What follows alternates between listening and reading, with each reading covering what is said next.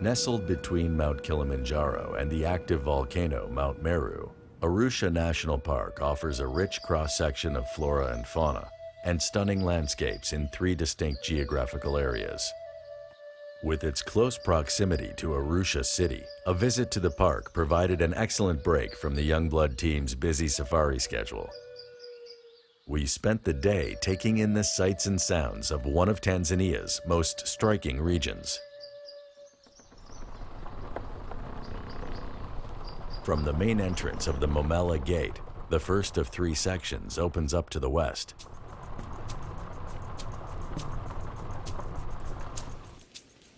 Tuluja Hill provides magnificent overlooks of grasslands on which herds of buffalo graze, before the savanna gives way to the high montane forest and the rugged slopes of Mount Meru. The eastern slopes of the volcano form the western border of Arusha National Park. The eastern half of the park starts on the road to Momella Lakes, along which giraffes, blue monkeys, and small gray-brown antelope called dik-dik can often be seen.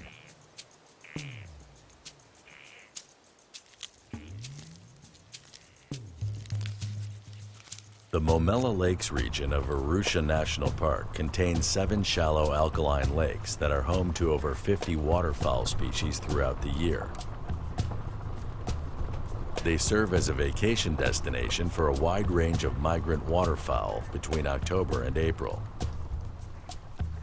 Formed in the aftermath of massive volcanic activity from Mount Meru 250,000 years ago, the lakes are fed via underground streams. Grebes, ducks, ibis, and Egyptian geese can be found across the region, but the most distinctive avian feature of the lakes are the huge flocks of flamingos that dwell on Big Momella.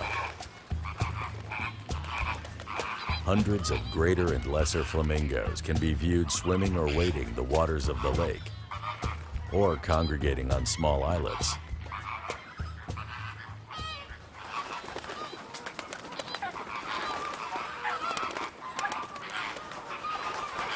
Bridging the second and third areas of Arusha National Park is a region south of Momella Lakes called the Small Serengeti.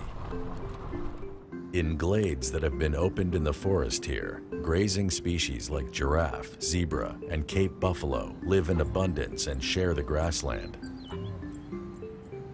Giraffes subsist on a diet of twigs of acacia trees and other leaves and fruits, and are capable of eating over 65 pounds a day. When young are attacked, the mother will retaliate against the predator with powerful kicks and sharp hooves.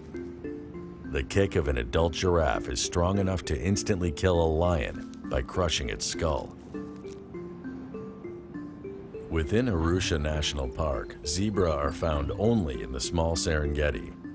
The small population of zebras in the park separates into harems of 1 stallion and several mares and their foals, or into bachelor groups of immature males who tend to stick together until old enough to challenge a stallion.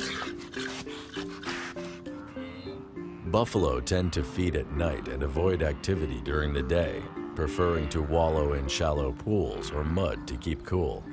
Their constant grazing helps ensure that no trees reestablish themselves in the grassland.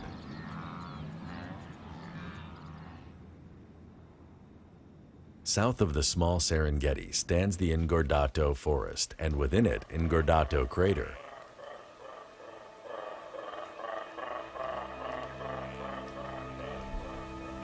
Dwelling among the treetops are families of black and white colobus monkeys, easily distinguished by their flowing white tails and surprisingly low-pitched roaring calls.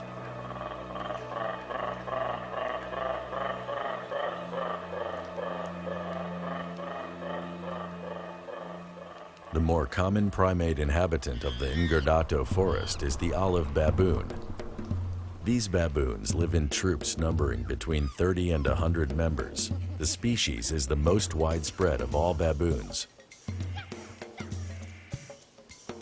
While the bulk of their diet consists of grass, roots, fruits, and other plant life, olive baboons are omnivorous and will eat almost anything they can get their hands on, including small mammals and birds.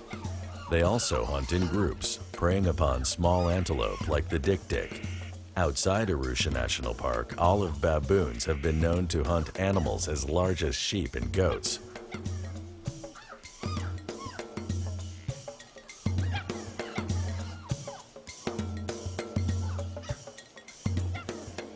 Our cameras caught sight of a pair of white-coated young baboons like this one being groomed by an adult female. When we asked the park staff about them, the rangers were surprised and wanted to see the footage themselves. They didn't seem to be albino variations, but the park staff hadn't seen them before.